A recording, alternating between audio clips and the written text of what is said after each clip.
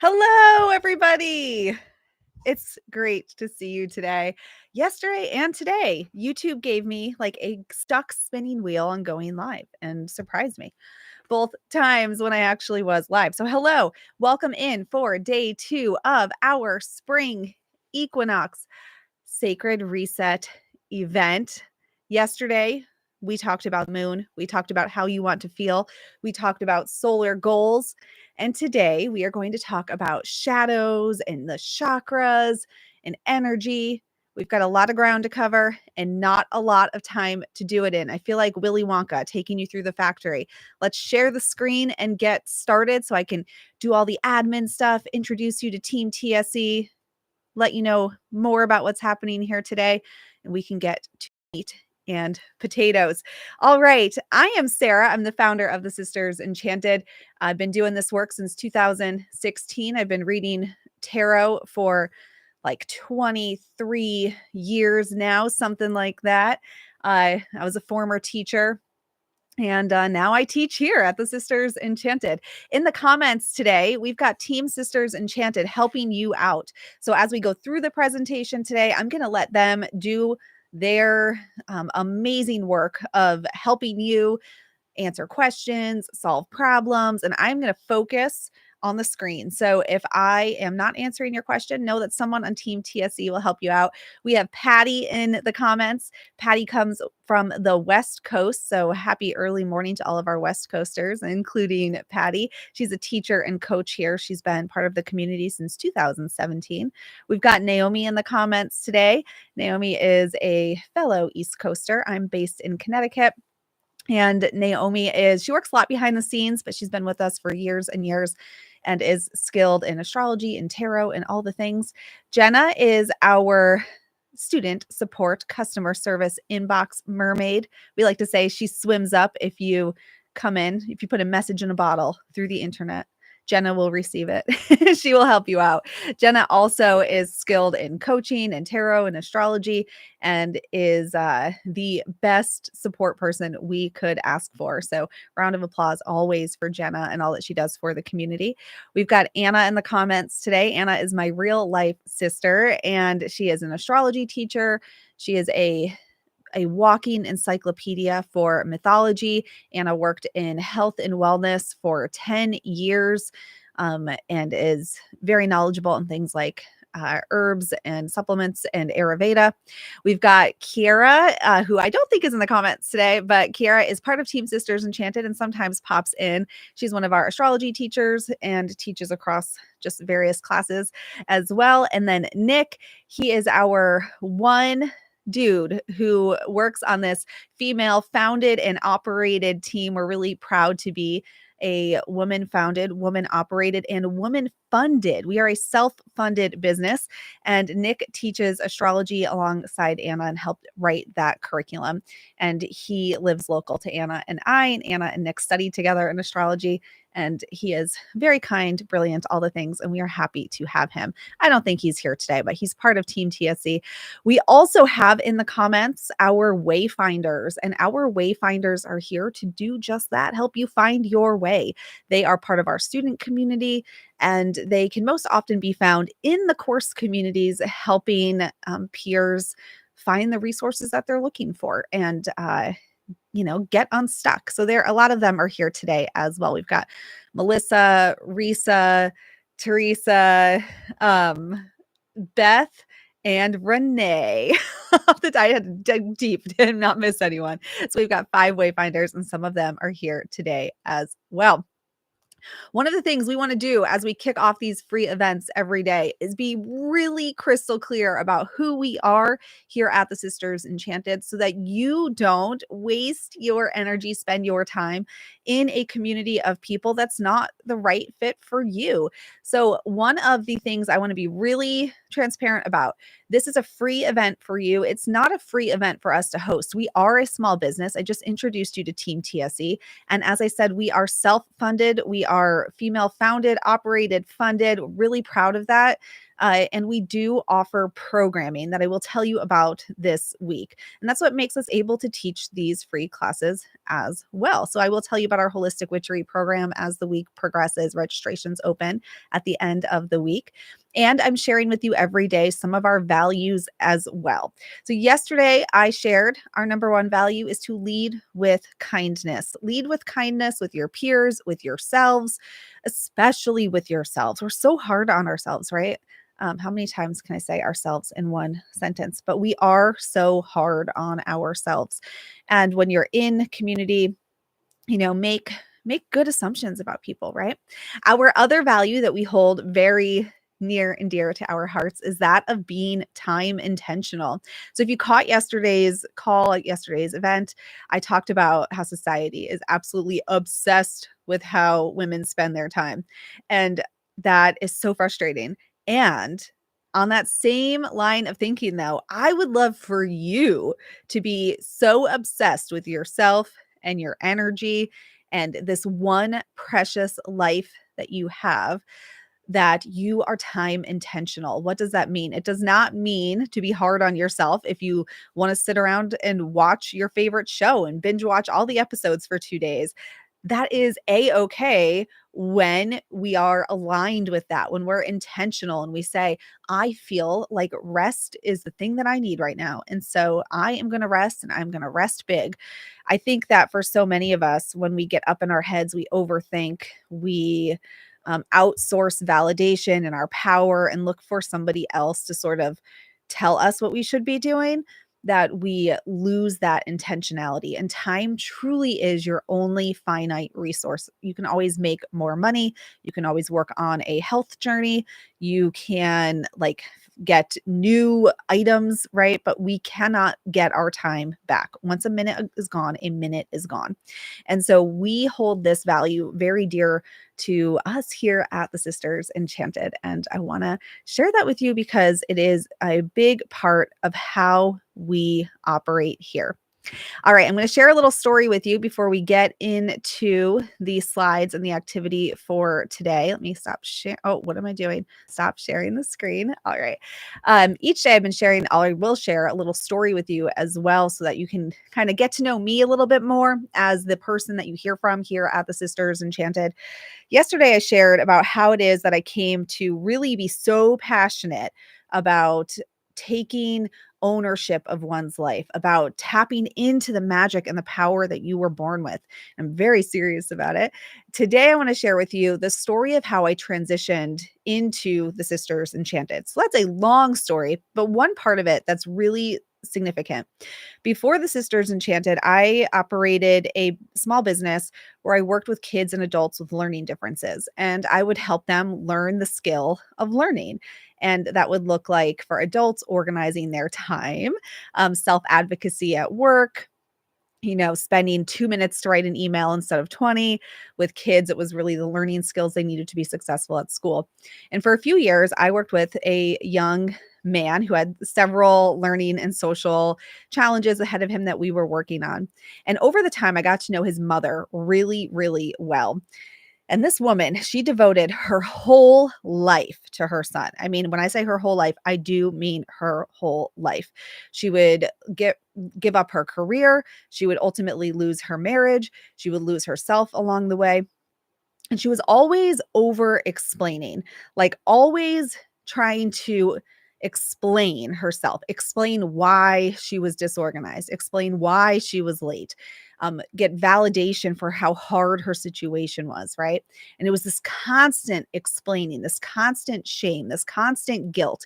And I heard it day in and day out as I worked with this family over several years. So one of the last times that I was working with this family, uh, this woman, she took out her wallet to pay me for the week.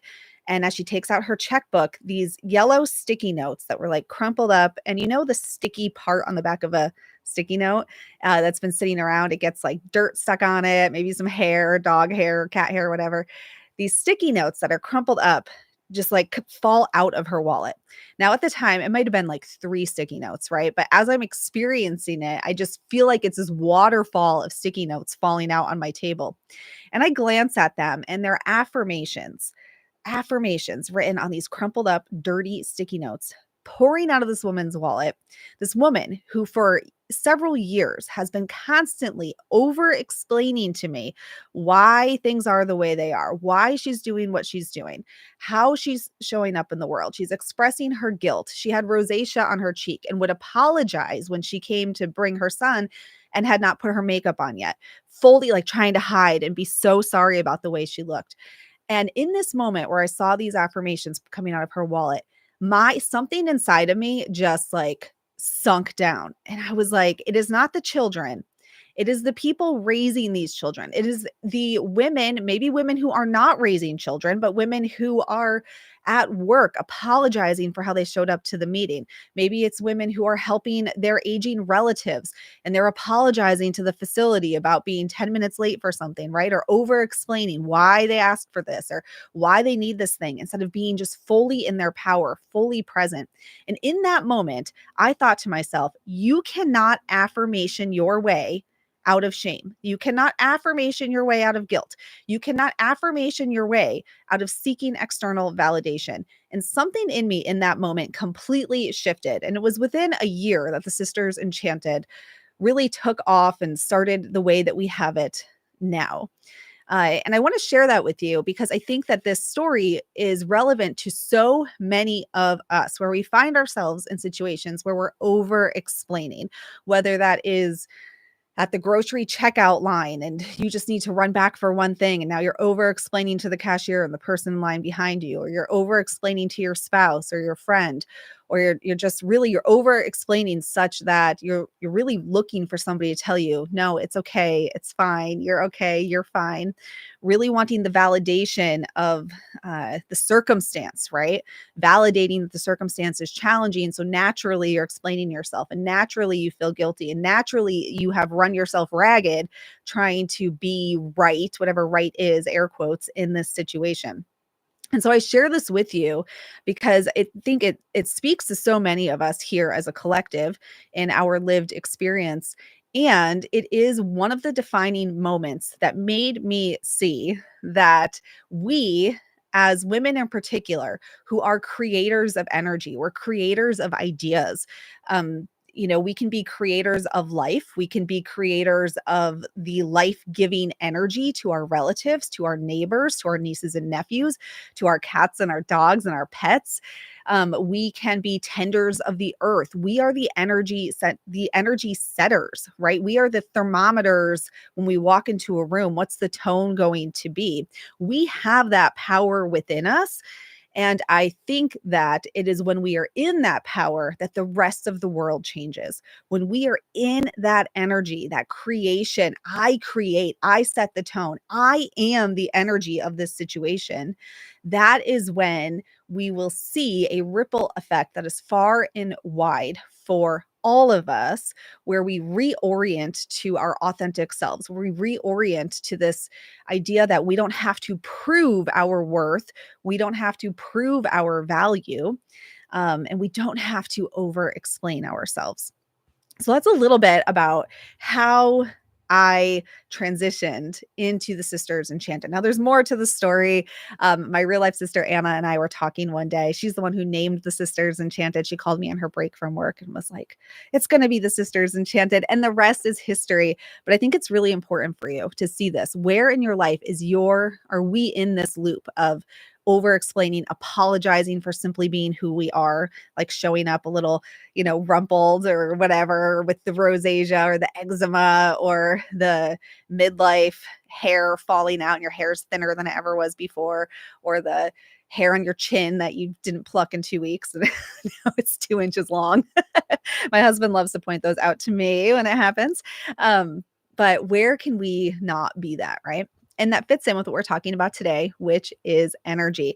So let's go ahead and are we going to share the slides right now? Yeah, let's share some slides and get into this discussion. Actually, I'm not going to share the slides yet. I'm going to do the talking points and then we'll get to the slides. We are talking about shadow work today, and we're talking about the chakras. We're talking about energy. So let's do a quick overview. What are those two things? Shadow work is a term that you may have heard. It's a very popular, sort of buzzy term in this day and age. The way that we talk about shadow work here, and when I reference shadow, we pull from a couple different ideas around the topic of shadow work and what it is. The first coming from Carl Jung, which is the most popular source on the topic of shadow work. If you've taken any Psychology 101 classes, tarot archetypes, things like that, astrology even, you may have heard Carl Jung's name come up. So Carl Jung talks about the shadow as being the denied and repressed parts of self. Very inner child. It can be the parts that we push down. It can be the stories, the experiences we push down, but it can also just be the shadowy aspects of ourselves that we deny. For example, a person who maybe is very like flippant with their words, or maybe has kind of a hot temper, or a person on the other end who's very sensitive and who is prone to crying at the drop of a hat. I've been both of those people at different times in life. It's not the kind of thing that we want to walk around and tell people, like, oh, I'm sensitive and I cry a lot, or oh, I have a hot temper and I yell a lot. These are the parts that we just sort of keep hidden, right? We put them up on a shelf. We don't want to talk about them. Now, the other source that we draw from when I talk about shadow work is was a Catholic priest for some time, a philosopher, a man named Ivan Illich, Illiach. Somebody will ask. And Ivan Illich, he had a lot of ideas. He was an ideas man, some controversial. So if you go giving a Google, don't come at me with like, but Sarah, I do not take from all of his ideas, but he did write an interesting piece on shadow work, and it's called Shadow Work. And he contends that in our modern society, we fill our time with jobs. This is what he calls shadow work. So, work isn't a job, right? We fill our time with these jobs to do that disconnect us from our true selves, disconnect us from our passions, disconnect us from our creativity and our humanity. So, what could those be? In our modern life, this would look like, planning all the birthday parties in the family so that you are always having to go to the grocery store. You always have a long to-do list. It could be volunteering for 3 different organizations and working 2 jobs, right? Like you're just overcommitting your time. It could look like all the work we do to run a home, to meal plan, to put food on the table, paying the bills, doing the yard work. The actual work that we do that fills our time and takes us away from our creative energy, from the things we would love to be doing. Now, we relate this to shadow work. I would argue that many of us will overfill our plates with obligations in order to avoid the shadow emotions or the shadow feelings, or the fact that maybe we don't actually know what it is we want to be doing with our lives. And that feels very uncomfortable. When we look around and think, my life is good, I have a roof over my head, I have money in the bank, I have food on the table, I've got people that love me, people I love. I have nothing to complain about. But there's like a little itchiness just below the surface where you're like, but could life be like juicy and dripping with wonder and amazement and delight? Can good be super fantastic? And am I a bad person for asking that question? Am I a bad person for saying maybe there could be more to this? So then we fill our calendars with obligations to avoid the discomfort, to avoid the unknown. What happens next if I open the store and go through this path? So we combine these ideas together into shadow work.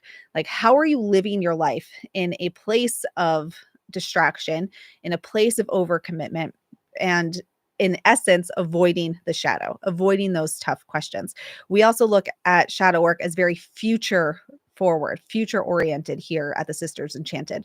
It's a misconception to me that shadow work has to be this whole like hashing out of the past. We all have experiences that we don't want to relive. We all have memories we do not need to be sitting down and thinking about and journaling about. None of us need that. We want to say, there's this emotion rising within me and I'm about to distract myself again, or I'm about to like lose my cool, or I'm about to shut down. I see that as a shadow element. How is this, what I'm doing right now, what future is that casting for me? How is my reaction today casting a specific future, a specific timeline that I'm about to walk down? And that is how we focus on shadow work. Now, the chakras are an inner energy system, first communicated in an ancient Hindu text called the Vedas, one of the, if not the oldest written text known to man. And depending on the version you read or the historian that is communicating the information, they're anywhere from five, six, seven different chakras. We focus on the seven core chakras and how they apply to Western metaphysics. But the chakras are these inner energy bodies. They work as a system. It is a myth that you are going to balance your chakras. This idea of like, let me get in balance in my chakras and I'm going to be better. Something's going to be better and change. We are people. We are not monks, any of us that are here on this call today.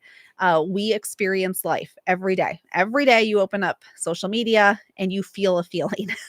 Every day you put on the news and you feel a feeling. Every day you do something and you feel something. So whether we're feeling completely ecstatic or we're feeling completely down and out, that is adjusting our energy. It's widening it or it's shrinking it, expanding it or constricting it. Our energy is fluid. Your chakras work a lot like a car. If you have one flat tire on your car, your whole car is bumpy, right? Anybody knows that's ever happened to you. Suddenly everything, you don't know where it is, which tire it is, you just know it's not right and you got to pull over. Your chakra system is the same. So when we are way overexpanded or way constricted in one area, the whole system is rocky. And we start to overcompensate in some areas, we might start to shut down in some areas. So when we think of the chakras as a system, we want to consider that. Now, how does that fit together with shadow? And we talk about them today. It is the stories you hold about your life and about you in your life that impact the energy of your chakras.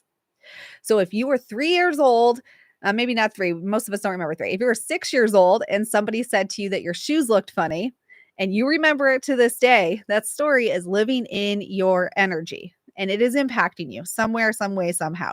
If you were 12 years old and somebody said, wow, you're the best teammate I ever had. Look how hard you work for the group and now you're getting praise for that. That story impacts how you show up today because you want to get more of that praise, right? Our lived experience and the stories that we have accumulated. Everything about your life is a story. Every single part of it. You can look at it from different perspectives. You can tell it from different perspectives. All of those stories live in your chakras, all of them, and they impact your energy. And when we are not active in recognizing the shadow stories that hold us back, the shadow stories that keep us quiet and small, the shadow stories that remind us that we need to be convenient and people pleasers and manage people's emotions, right? Those shadow stories, we have to see them, we have to acknowledge them, we have to work with them, not against them, to come back to our power. And when you're developing a metaphysical practice or a witchy practice, witchery, witchcraft, the words that work for you, insert them here. That is what we are doing. We are reclaiming our power. I find that the tools of a spiritual practice like tarot, astrology, crystals can very easily become another tool for distraction, like just another way to develop, this like external thing that is going to somehow solve a problem for you. But it starts at the energetic level. If you're in a shadow place and you're reading your tarot cards, you're going to read them very differently than if you are reading them from a position of possibility. The same with astrology, right? Like I'm a 0 degrees Mars in Scorpio. Some of you who know astrology heard that. You're like, that's a lot. And you can, depending on your perspective, say, wow, you've got to like definitely tamp that energy down. But from the other perspective, we can say, what power is there? Wow, what a force to be reckoned with. And your stories are the same. So we want to do our shadow work. We want to come back to our energy, because we want to be aware of it. We want to connect to our tools from a place of possibility, not a place of save me, save me, save me. I'm desperate. And which is never a good spot to be in. All right, let's share the screen. If you have your worksheet, now is a good time to get that out here. This is a note from Beth. Beth is one of our wayfinders. And Beth shared with us the first time she took holistic witchery that the tools gave her the nerve to step into her power, acknowledge those shadows, acknowledge the shadows, and yeah, in just a few weeks, and really step forward in her life. So I love those stories when people share them with us. All right, we talked about the moon yesterday. We talked about how you want to feel, what you're going to do to feel that way. This is where things go sideways. The energy in your chakras, the stories you hold in your energy will keep you from taking action or will empower you to take action. We decided how you want to feel. If you did that yesterday, put that in your head. How did I say I want to feel? What was I going to do to feel that way? I challenge you to pick an action yesterday and do it. Well, the stories, again, in your energy, in your chakras, it is those stories that will keep you from taking action or that will empower you to take action. And we want to look at these stories. We want to look at our energy. These are the 7 chakras, from the bottom to the top. If you are sitting down right now, you are sort of sitting, I guess we could say, on your root chakra. You could also put your hands on your thighs. It's a great way to connect to that energy. They move up through your body until you get to the top of your head where you have the crown chakra. Remember, my objective for you is not to memorize anything. My objective for you is to look at yourself in the mirror in a new, fresh, exciting way and to leave here feeling fully empowered. If you have a pen and paper and you have your worksheet, you're going to want to start writing now. You're going to want to start writing. All right. We're going to go through some of the energies of the 7 chakras, and then I'm going to have you sort of do a little rating. And then I've got an activity for you to walk away with here today to really put this work that we're doing, this discussion, into use in your life so that it's information you can act on right away. All right. At your root chakra, this is again where you would be sitting. If you're sitting right now, you're sitting on it. You can put your hands on your thighs to connect to this energy. It is the self-care place of your energy system. When I say self-care, I don't mean like relaxing with a glass of wine. I mean, that feels like self-care, right? That's relaxation. It's letting go. It's having fun. I mean, you can fit that into any energy. Self-care, though, at the root chakra level is the foundations of care in your life. It's knowing how much money is in your bank account. That is self-care.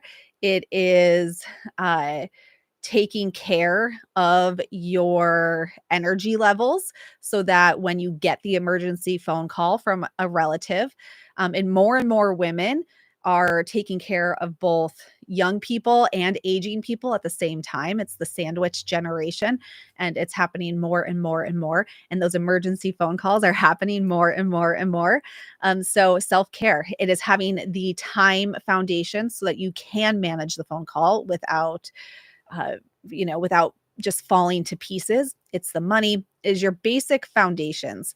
Who are your people? Where does your time go? How is your health? How is your bank account? This is self-care. When this is in place, the foundations of self-care, your root chakra feels stable and grounded. Think of the roots of a tree, a big, beautiful tree that is very old, withstands all kinds of storms, hurricanes, and it just takes up space with its branches, and its roots are vast. Its root system is very healthy. This is you. It's your root system. When chaos hits, does your tree fall or does it withstand the storm with grace, with ease, with apparent ease? That is self-care. It is your roots in your life. Are your roots dug in? All right. I said that very sternly. But that, my friends, is self-care. And it's challenging for women to really dig into that level of self-care, because so many of us aren't given seats at the table to talk about things like finances growing up. And I don't mean like, I know we live in a modern world, right? And we talk about money. Women have access to money. We work, but it wasn't until the 70s that women could get bank accounts without somebody being on the account with them, a man. I think it was the 80s that you could get a business bank account, and as the business owner and sole income earner of my family, I can't even like imagine that. But so many that like impacts our stories. And I know that I was never given a seat at the table growing up about things like investments in the stock market and IRAs and how to pay taxes and whatnot. Never. That's all part of self-care. So we've got to bring that for ourselves. We have to actively seek it. Actively seek these strong roots and foundations. All right. Your sacral chakra, that would be at the lower belly area, the pelvic area where the reproductive organs are. And this is self-pleasure. This is representative of self-pleasure. Now, of course, we can use the word pleasure and apply different tones to it. So, like, self-pleasure with raised eyebrows, but also the things that just feel fun to do because they're fun to do, the indulgences. And we want to enjoy life without feeling guilty. We want to create, we want to explore, we want to indulge, we want to feel alive, and we want to feel like that idea of like wiggling your hips around or moving your hips, right? With just freedom and feeling flowy in our lives. This is the sacral energy center. And when we are not engaged in activities that allow us to feel creative, allow us to feel pleasurable, to feel passionate, to feel indulgent, for women, this one, I call it the sacral curse. Actually, I've put a name to it because I think that it is women in particular who will constantly deprioritize their pleasure in the name of others. We will constantly do it, whether it's spending money on something else or spending time on something else, or I'll do this when, I'll wear this outfit when, I will take the vacation when. We're constantly deprioritizing our pleasure. And I do call it the sacral curse, out of guilt, out of the sense of personal responsibility, and it is serving nobody. All right. So there is self-pleasure. All right, at the I'm seeing a comment here that the sound is bad. I don't think I have done nothing to make it bad. So I'm going to keep going and hope that it just fixes itself because I have done nothing to change it. And I'm just hoping that it writes itself. All right, at your solar plexus, this one is right below. Yeah, no, wire's not loose and I've touched nothing. Your solar plexus is right below your chest area, so right below your sternum. And this is your self-trust area. This is your personal sun. If you walk into a room, are you taking up space in that room? Are you exuding a confidence energy, or are you shrinking down in your energy? Are you allowing yourself to radiate, or are you trying to make yourself smaller? This is self-trust. Are we making ourselves smaller because we're questioning ourselves? We think somebody else might know the better way, the better answer, right? This is your self-trust area, All right, your heart center. This is self-love. And it's right where your heart is. This is your unconditional love. Unconditional love for yourself, unconditional love for others. I think that unconditional love is very, very challenging for us as people because we do tie so many conditions to that love, and people we feel like they tie it to us as well. I think it's part of our human nature in the world that we live in. I'm a mother, and I can say definitely that I will do the thing where I say like, oh, no, my kids aren't doing X, Y, Z enough. In order to have this privilege, we need to like be worthier in this area, right? Or like do more or something. That's not to say we don't all need to do things, but where are we tying where are we tying expectations to worthiness? So like, well, I'm only worthy if my body looks a certain way. I'm only worthy if, like, I'm only worthy of joining the conversation if I have reached this certain pay rate at work or this certain status, right? And we tie these expectations to our worthiness, and that's our self-love. That's our self-love. All right.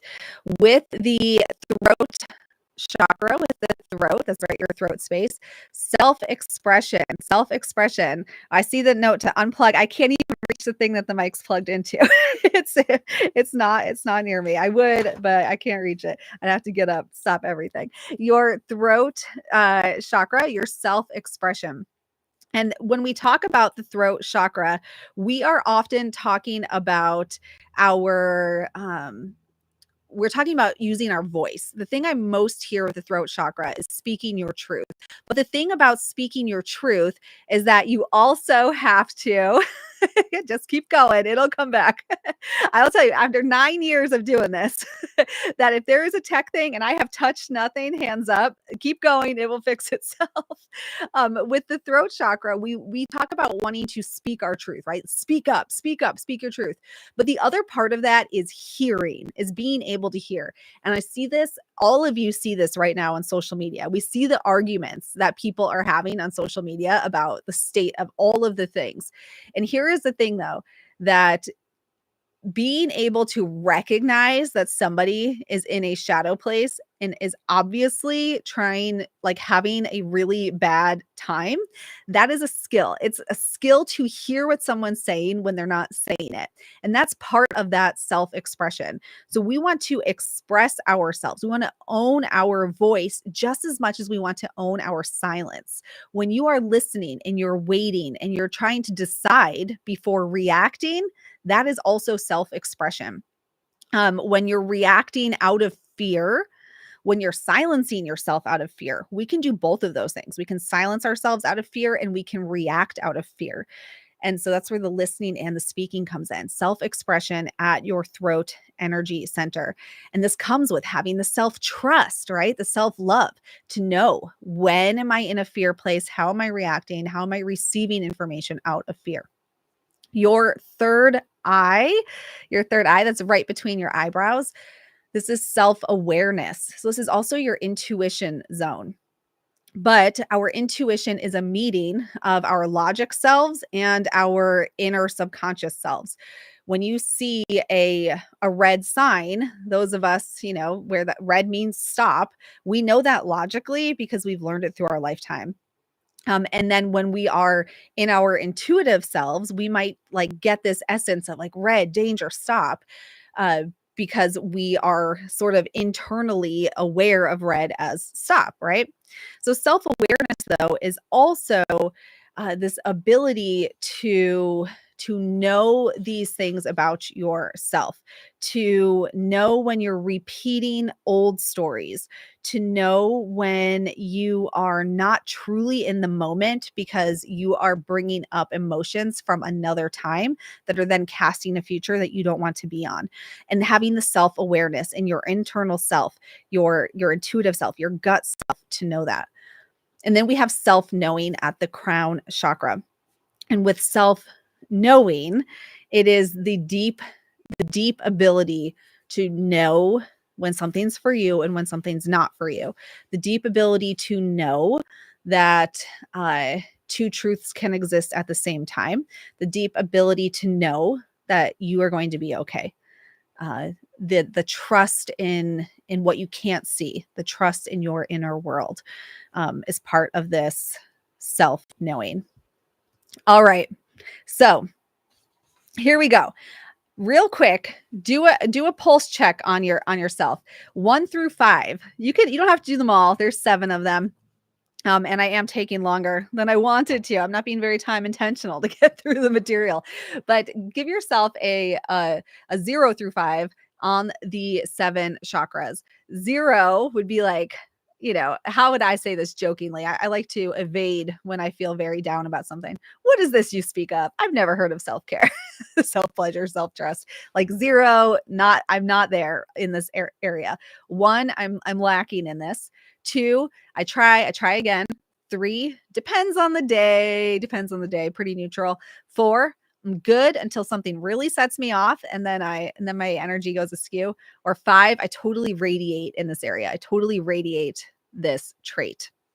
So through the 7, where are you in each of the different areas? Where are you on the different areas? Once you have given yourself sort of a 0 through 5 in the different areas. So I would do them for all 7, which I know you're not going to type out all 7, but where are you in the different ones?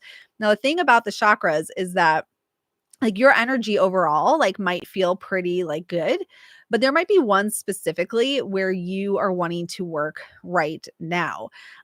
For me in particular, like right now, I would say that probably like either the self pleasure or self love. I very much feel like I do act on those things, but I can definitely say, like, depending on the day, if I'm feeling really overwhelmed and like I have a lot of things to do and I'm feeling overwhelmed by parenting, I also help care for my grandparents, my aging grandparents, and like I work and I homeschool my kids and there's a lot happening. And so if I'm feeling overwhelmed and like nothing's going right, I will definitely fall into that. Well, I can't enjoy this thing until I check another thing off my to-do list, right? In that self-pleasure area. Or like with the self-love. Oh my gosh, I can't believe I just ate 2 or half a pan of brownies standing at the counter looking at this like email that I have to respond to that I don't want to respond to. That was me during tax time recently, just sitting there like shoveling brownies down my face. And so in those areas, like for me recently, I would say self-love, self-pleasure. It's definitely in that like, oh, it depends on the day for me because I've been in a little bit of a waffle there. Well, here's your activity. This is the action I want you to do, the thing I want you to take away from our time here today. I want you to pick which energy, which you don't even need to know the chakra. Just write down the like the self word, self-care, self-pleasure, self-trust, pick one. Which one will you focus on first to help you feel the way you want to feel? So I yesterday said I wanted to feel exhilarated. And I did go out. I listened to some great music, definitely had some of that exhilarated feeling. My word of the year is lush. I want to feel lush. And I would say that if I were to pick one of these to focus on to help me feel the way I want to feel, it would be the self pleasure or the self love. Um, I'd have to think about it without talking about it, but one of those, maybe I'd go with maybe self pleasure, self love. Yeah, I'd go back and forth. I'd have to pick one. So once you pick one to work on to help you feel the way you want to feel, what story or shadow needs tending for that area? So for me, what story am I telling myself that I need to do more before I can indulge in the thing I want to indulge in that self pleasure area? Or with that self love? What story do I have to work on that says I'm less worthy when I eat half a tray of brownies reading my email about taxes? What story, what shadow needs tending? So, what we've done here, we started yesterday with the moon. We looked at our tendency to be very solar, to do checklist items, but we learned that the medicine of the moon, the medicine for us as women, is to work with the moon phases, to work with the cycle of the moon, to work with the nurturing, attracted to us energy of the moon in our feeling body. How do we want to feel? We start there. Today, we talked about shadows and energy and how our energy is the thing that allows us to take action or keeps us from taking action, from feeling the way we want to feel. So, what I want you to do is pick one of these energy centers that you're going to focus on to help you feel the way you want to feel. You don't need to know what to do, it's going to look different for everybody anyway. Like what actions, what stories. And if you want to carry on with us at the end of the week and join us in Holistic Witchery, we will give you lots of tools to do that. But for now, I think knowing which one, you will naturally find ways to sort of look at the stories and tend to them. So, which energy is it, and what story or shadow needs tending in that energy center? All right, tomorrow we are going to dive into tarot and talk about self-trust. I have a spell of the day for you to put on the class page later today as well, so you can unlock a free gift at the end of the week for participating. And I will tell it to you now, and Team TSC will type it in also. I create my life. I create my life. That is the spell of the day. I create my life. I create my life. All right. I create my life. Okay, I see it coming in. So that's going out where it needs to go. And that is it for today, everybody. We will be back tomorrow at the same time, 10 a.m. Eastern time. We're going to talk about tarot. You're going to do a tarot exercise. You don't need to bring any cards with you. You can just come with you. I'm going to give you, it's in your workbook actually, a card that you're going to work on. So we're all working on the same thing. And we're going to talk about self-trust and keep connecting these dots for our reset. We are resetting our energy so we can feel the way we want to feel, do the things we want to do this year, and come back home to ourselves as we get into spring and Aries season. And the energy is ripe for us to bloom and blossom and take up space like beautiful wildflowers that don't have to ask for permission to enjoy life. They just do it.